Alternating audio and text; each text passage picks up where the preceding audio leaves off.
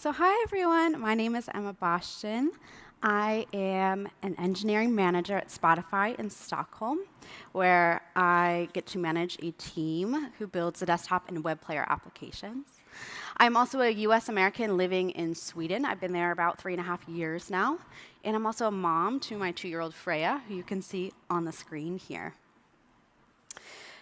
I'd like to start this talk by taking a quick look at my career path towards becoming an engineering manager. So I graduated with a computer science degree in 2015, and that's when I moved from New York, where I'm from, down to Austin, Texas. Here I worked as an engineer at IBM for 3 years.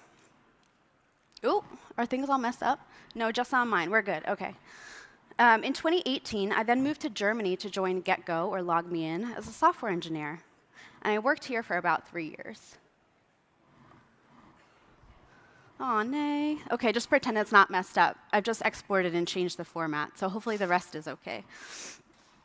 So in mid-2020, I was offered my dream job to join Spotify as an engineer. And that's where I worked building the desktop and web player applications before I went on 9 months of parental leave with my daughter. But it was during this time where I received a message from my manager asking if I wanted to transition and apply for an engineering manager role on the same team. Well, now I had a decision to make. Did I want to pursue the engineering manager role now, or pursue the senior engineering role first? I always thought I'd go senior route first. I thought I needed at least 2 decades worth of experience writing code before becoming a credible manager. Well, additionally, I enjoyed coding. I knew I liked it, right? So what if I switched into management and realized I didn't like it? What then? Well, I'm happy to say that I accepted the offer, and now I've been in EM for a little over a year now. And I'm happy to report it was 100% the right decision for me. But for many, engineering manager seems like the next logical steps in their career. They're just not sure if they're going to like the role. So how do you know if it's right for you? That's what we're here to discuss today. And I'm going to have to wing it a little, because my speaker notes go a little far down, and I can't scroll them. So we're winging this together, aren't we? I'm not going to go into the practicalities of what the EM role entails. I'm not going to talk about tech strategy or one-on-ones. I'm going to talk through 5 different aspects to this job that people don't necessarily discuss when you're just thinking about if you want to get into engineering management. So number 1 is that the skills that make you a great engineer, they can hold you back as an engineering manager. So often when a team needs a manager, there's a vacancy on the team, it's almost logical for the top performing engineer who's already showing leadership skills and accountability to move into that role. Why wouldn't they be a successful manager? They're ambitious. They get shit done. Well, to answer this question, let's take a look at the responsibilities that an engineer might have in parallel with an EM. And again, the slides might be a little messed up, but it's not my fault, I promise. I blame PowerPoint. So a day in the life of an engineer might look like this, right? You wake up, you check Slack, you check emails, maybe you've got stand-up with the team. After that, you might pair program for a little bit, and then attend a cross-department tech sync. After lunch, you might have some focus time for about an hour where you get to code on a new feature. And then you get a notification that there's a critical bug in production, so you figure that out and you push a fix. Then you take a little break, you might open a new pull request and review 2 PRs from colleagues. And then you finalize your day by having some more focus time before you leave. Looking at that day, some of the skills that might allow an engineer to be successful include autonomy. They need the ability to write code and complete tasks on their own. Perseverance, the ability to finish long-running tasks and work streams. My lack of attention to detail. I'm no longer an engineer, can you tell? The ability to implement features with consideration for accessibility, for design, for performance. Problem solving, the ability to architect a new feature, debug an issue, maybe migrate a legacy code base to a newer framework. Collaboration, ability to mentor colleagues or pair program effectively, working towards a common goal. Well, let's compare that with a day in the life of an engineering manager. Oh my gosh. They also might wake up, check Slack and email, and attend the team stand-up. Then they might lead an engineering manager, product manager, design sync. followed by 2 one-on-ones, each 30 minutes with 2 different engineers. And then maybe if you're lucky, you've got 30 minutes to focus on writing a performance review. After lunch, you might have a leadership weekly sync with the other EMs in your product area. Then you might have another 30-minute break to review internship candidates. Then you might have a third one-on-one, followed by a team retrospective, and end the day with a cross-department tech sync. Now, the skills across engineering and engineering management are pretty similar, right? So I'm not going to say that accountability doesn't exist with engineers. It absolutely does, right? But you're going to see this a lot in the EM role. So accountability, the ability to complete the tasks you promise people you're going to get done. Technical competence, you still have to maintain a level of competency as an engineering manager. It doesn't mean you need to be an engineer first to get into management of an engineering team, but you still need to maintain that competence to have effective conversations. You need to be able to context switch, not just jumping from meeting to meeting with completely different agendas, but also you've got 15 projects in progress at one time. You need to be able to report on the status of those. Of course, with people comes conflict at some point, so you're going to have to be able to resolve those conflicts. And of course, communication. But what you might not realize is now you're communicating 3-directional, right? You're communicating with your direct reports, your team, also laterally with your other EMs, and then also upward towards leadership. And those all require different levels of communication.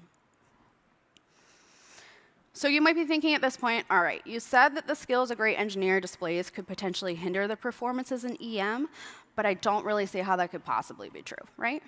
How could a positive trait become negative in a different role? So let's take a look at an example. As a top-performing engineer, you are used to taking initiative. You're used to picking up tickets and delivering lots of code, and you like to do it all. You don't say no to anything. Well, now as an EM, you continue with this mentality. I'm going to take on every opportunity I can and pick up every task. Well, you quickly find yourself on the edge of burnout. You commit to too many things, and you don't have enough time to achieve it all, right? So you begin to get stressed out, and your team is going to take on that stress from you. In order to accomplish all the tasks that you agreed to, you've got to start canceling things. So you start canceling your one-on-ones with your team members. And additionally, you kind of forget to do all the tasks that they ask you to do, like talking to HR about whether Julia can move to the Netherlands from Sweden, right? Now your team members lose trust in you, and they begin to get frustrated, and morale is down. It's just going to continue in this negative spiral. So this is just one example, but frankly, it's a very realistic example. It's easy to jump into this role thinking, I'm going to come in, I'm going to make an impact right off the bat, but what ends up happening is you fail to establish a foundation of trust, and you end up stressing yourself out. So the skills that served you well as an engineer won't always hold you back as an engineering manager, but you need to be aware that those skills that helped you get this job don't hold you back.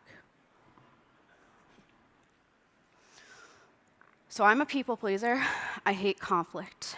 And I generally avoid uncomfortable conversations. But unfortunately, this is not the right role to be in if that's the case. Because engineering management and people pleasing are not mutually exclusive.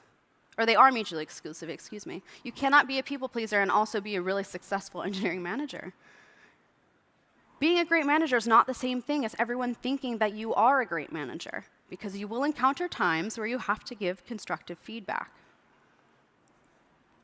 Let's suppose you're having a one-on-one with Ryan.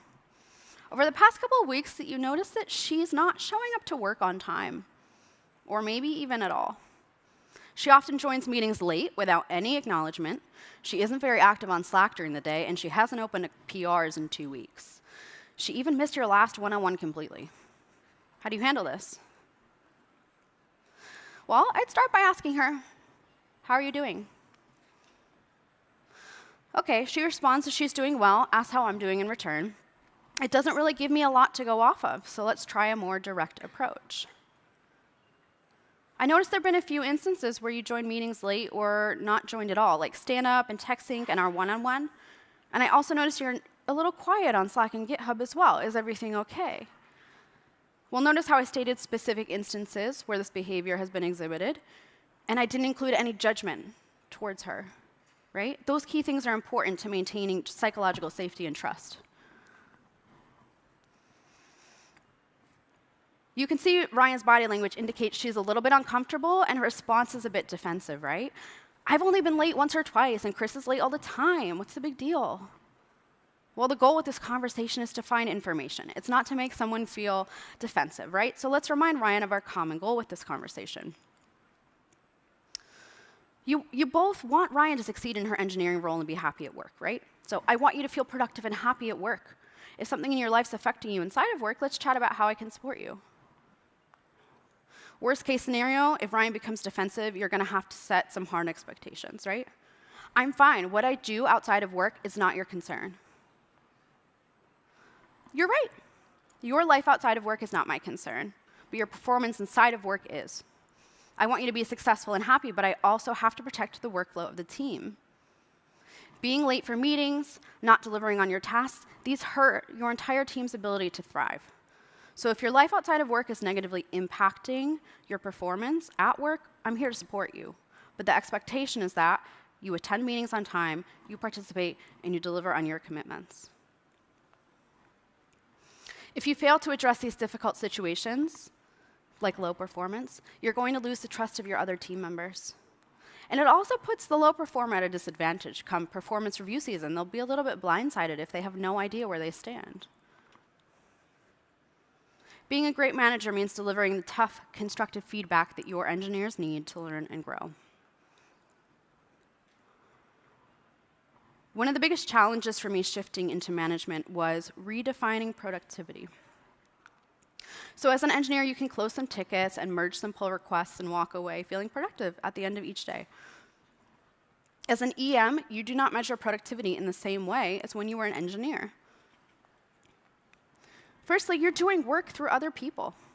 So in part, your success is an aggregation of the success of your team members. If your team is meeting their milestones and delivering what you committed to, that's a really good sign you're being productive. But this is not something that you're going to get at the end of each workday. So your timeline for feeling productive will shift from daily or weekly to maybe even monthly. Second, you're context switching throughout the day, right? We touched on this earlier. Your meeting cadence might look like this. You're jumping around from a team stand-up to a manager, a EM, PM design sync, to a one-on-one, to a product area leads meeting, to a workstream review, to another one-on-one, and yeah, it goes around and around, right? So most of your time is going to be spent in meetings and discussions, and they don't always produce tangible results like a pull request or a block of code. So there are 4 groups that I use to track my work that help me feel a little bit more productive. So the first is finite tasks. They generally have a clear definition of done. You can put them on your to-do list and check them off when you're done. And they likely have an impact outside of just you as an individual. They might be things like creating a ways of working workshop within Figma, reading an RFC or request for comments, defining coherent actions for your tech strategy, or maybe reviewing 30 applications for a senior engineering position. Administrative tasks are the things you have to do for your team to operate day to day. They might be things like scheduling a one-on-one with a new team member, approving a team member's vacation, or maybe approving their sick day, their sick day in Workday. Self-improvement tasks are the tasks that you do to improve yourself as a manager and as a human being. So they might be things like reading a chapter of a management book, reflecting on the past week of work and determining areas of opportunity within your team, or taking a course on cross-cultural communication. And lastly, collaborative tasks are generally meetings that you have with team members or EM peers to make progress towards a goal. So it might be a one-on-one. It could be a performance review. It might be compensation review calibration with the other engineering managers in your product area. Or it might be a sync with your product manager and designer. Well, at the end of the day, you can measure your productivity as a manager as kind of the output of your team plus the work done in these 4 areas. And while this feeling of productivity might not come as often, for me personally, it was much more rewarding than the sense of productivity I felt as an individual contributor. The biggest indicator of whether you're going to be a successful EM, in my opinion, is whether or not you've got the trust of your team members. Building trust should be your top priority. Trust is a measure of the quality of a relationship between two people, between groups of people, or between a person and an organization. There's an edition of the Harvard Business Review called, it's all about leadership, and one of the articles in there is The Neuroscience of Trust. I recommend actually buying that entire magazine if you can get your hands on it. It states that employees at high-trust companies report less stress, more energy at work, higher productivity, fewer sick days, more engagement, more life satisfaction even, and less burnout. So now let's take a look at the 8 management behaviors that create trust between a manager and a team member. First, recognize excellence. Now, it's important to recognize that some team members might not want public recognition, so it's a good idea to ask in a one-on-one how your team likes to be celebrated. How does each person like to be celebrated? Do they prefer public or private recognition? That being said, recognition has the biggest impact on building trust when it's given immediately after a goal has been met, and also when it's tangible and personal.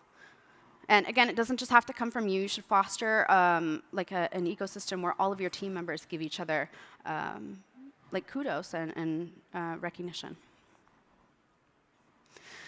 I remember one of my team members saying, "I like giving praise and kudos to one another, so long as it doesn't feel forced.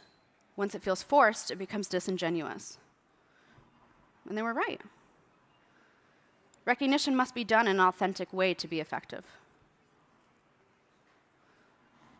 The second management behavior that instills trust is inducing what is called challenge stress. Amy Edmondson created this chart in her book, The Fearless Organization, that demonstrates the sweet spot for high performance. So it measures high and low standards against psychological safety. If an engineer is working on a technical challenge that's too easy for them, and they have a lot of psychological safety on their team, they end up working in their comfort zone. They're not necessarily learning or growing their skills. If they're working on this same comfortable task, but they don't have high psychological safety on their team, they're operating in their apathy zone, so they aren't passionate or interested in what they're doing. But let's say you give your engineer a challenge that's outside the bounds of their knowledge. It could still be achievable if they ask the right questions and problem solve effectively. If your team doesn't have high psychological safety, if it's really low, they're going to be operating in their anxiety zone. They won't feel comfortable asking questions, and they'll very likely be either unable to complete the assignment or burn out. So the sweet spot is in this upper right quadrant. Team members operate in their learning and high performance zone when they're presented with a challenge on a team, or a challenging project within the realm of their capabilities, on the edge, but within a team that has high psychological safety. Give people discretion over how they do their work. One of the first things that I did as a new manager was ask everyone how they like to be managed. And essentially every single person said, "I don't like to be micromanaged, but I do like when you know what I'm working on. I don't have to give you all these updates." So give people the freedom to decide how they do their work. It promotes innovation and creativity because they're more likely to try different solutions. The fourth behavior is to enable job crafting. Now, you might not be able to let each team member choose exactly which project they work on, depending on capacity planning and vacation schedules and whatnot, but it's always a good idea to ask if any project is very interesting for them. When people work on tasks that excite them, it's going to produce a better product. Number 5 is to share information broadly. Only 40% of employees feel well informed about their company's goals, strategies, and tactics. And one of your biggest tasks as a manager is to let your team know early, once you're well informed, of course, whether there are any big changes coming through the pipeline. As an EM, you are now an extension of leadership, which means you have to deliver news to your team at some point that you necessarily don't agree with. So you need to be as transparent and authentic as possible. The 6th behavior is to intentionally build relationships. So for some reason, many engineers think their only job is to write code and merge PRs, but the job actually encompasses a whole lot more, right? One of those things is building relationships with stakeholders, with dependent teams, and just with other colleagues or people in the industry. So help your team members build social connections with colleagues in other parts of the organization. It's an important part of being an engineer. I had one team member tell me, the office is putting together a rock climbing activity, but it takes place in the afternoon for like an hour, and I don't really want to go during work hours. I feel kind of guilty about it. Why? Networking is part of your job. If you're networking while doing an activity you have in common, even better, right? If they're going rock climbing every day, okay, at that point, maybe it's a problem, right? But networking is part of your job as an engineer. 7 is to facilitate whole person growth. At Spotify, we talk a lot about the growth mindset. So it's a term that was coined by Carol Dweck in her book, Mindset. So where a growth mindset is a state in which someone believes their abilities can be developed, and a fixed mindset is a state in which someone believes that their abilities are finite. They can't be changed. Well, your job as a manager is to grow the whole individual, not just the technical parts of them, right? So grow their empathy, grow their communication, grow their conflict resolution skills, and their collaboration. The last behavior is to show vulnerability. So imagine if you're on a plane, I'm sure many of you might have flown into this conference, right? And you hit heavy turbulence. You probably want a pilot who knows what the heck they're doing and they remain calm, instead of someone that comes on the intercom and is freaking out. That probably wouldn't be a good situation for anyone, right? Being a manager is very similar in this regard. Your team's going to look to you to be level-headed and strong during turbulent times. And they also expect you to show your human side. The other day, my product area lead asked me, what's the most challenging part of this role for you? Well, I said, I still feel I have some significant knowledge gaps that I should already know the answers to. But coming back from 9 months of parental leave, I felt I missed a lot of technical context that led us to where we are today. Well, now I've been an EM for a year, and I fear if I ask these questions, my colleagues and team are going to wonder why I don't already know the answer. Well, he looked at me and said, do you really think they're going to think you're incompetent, or do you fear that they'll think you're incompetent? People are not going to get annoyed with you for being vulnerable and asking questions. Well, they shouldn't, right? But they will get annoyed with you for pretending like you know the answer when you don't. Asking for help, it's a sign of a secure manager and leader. So ask questions early and often. The last aspect to this job that I think is very important to know before getting into it is that every decision you make, every decision affects someone else. Now, I remember my first real mistake as an EM. So we had just sent out the quarterly health checks to our teams to understand their feelings on various topics throughout the past 3 months. So I posted a link to the Google form in our team channel and waited for the results. Now, if you've never attended or run a health check before, it's an exercise. You can ask each team member to anonymously rate their feelings on different topics, right? So green means that they agree with the following statements, yellow means they're conflicted, and red means that they disagree. And it's all anonymous. So let's take a look at an example here. For psychological safety, it says, I feel safe to be myself and don't hesitate to share my thoughts. So someone who votes green would say, oh yeah, when I make a mistake, it's not held against me. I feel safe to take risks. If they vote yellow, they're like, I don't fully feel comfortable in this environment. And red means, no, if I make a mistake, it's not accepted. It's held against me. And I don't feel safe to speak up in meetings. Well, once the results were in, I noticed something strange. Every quarter prior, the team had unanimously marked psychological safety as all green. But this quarter, one person had voted red. Well, I quickly received a message from one of my team members who said, I've been here at Spotify for 10 years, and in all that time, I've never seen a red on this question for psychological safety. You need to do something right now. Well, of course, I'm panicking. I've been a manager for a month. I'm like, I've got to come in. I've got to fix this immediately. So I went and scheduled an hour-long workshop with my entire team, and I invited all the engineers, and I said, we need to improve psychological safety. I want everyone to feel comfortable. And then I got a message from my manager, and he said, how many people responded to your health check? Well, 10. You have 6 engineers on your team. So this means that people outside of your team have also filled out this survey. We don't know who answered red. It could be an engineer.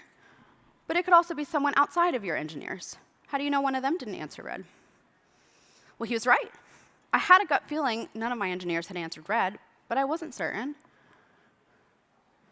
So I did a little digging, and I came to find out that it was not an engineer who had voted red, right? And of course, we care how our engineers work with design, with product management, with research, data insights.